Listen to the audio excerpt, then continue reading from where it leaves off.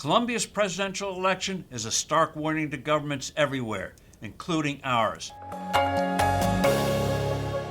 Hello, I'm Steve Forbes, and this is What's Ahead, where you get the insights you need to better navigate these turbulent times. Sunday's presidential election in Colombia was a shocker.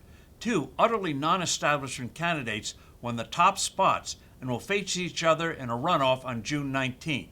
The frontrunner is a one-time leftist guerrilla who vows a radical economic upheaval, including going after the country's crucial oil industry, raising taxes on the rich, and other assorted socialist nostrums. His opponent is a former real estate developer who campaigned as an anti-corruption populist and who, until days before the voting, was seen as a fringe candidate. The traditional political candidate finished a distant third. What does this have to do with the U.S. political scene? What's happening in Colombia and other countries represents a deep dissatisfaction with current approaches to the economy. Regardless of party labels, incumbent governments everywhere are regarded as not being able to deliver the goods.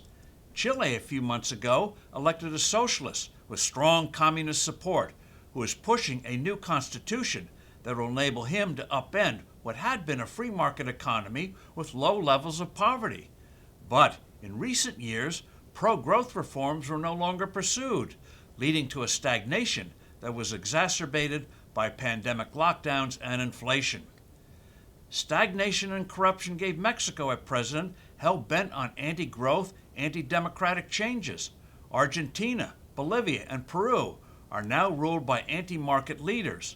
Brazil looks set to return a corrupt leftist former president back into the presidential palace.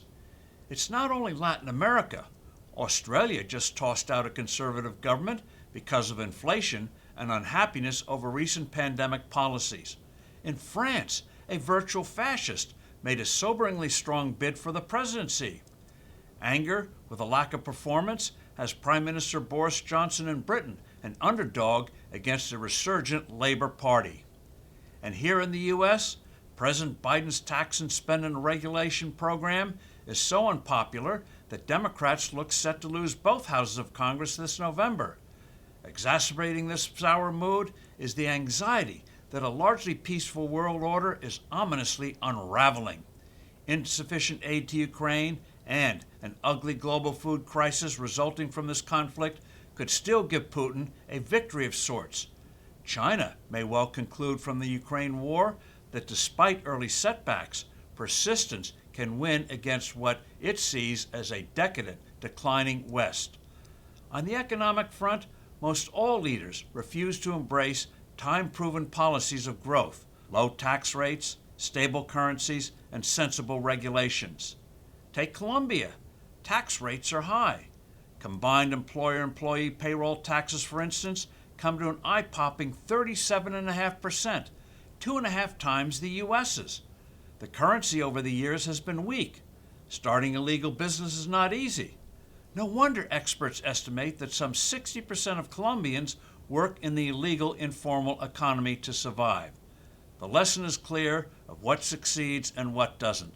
I'm Steve Forbes. Thanks for listening. Do send in your comments and suggestions. I look forward to being with you soon again.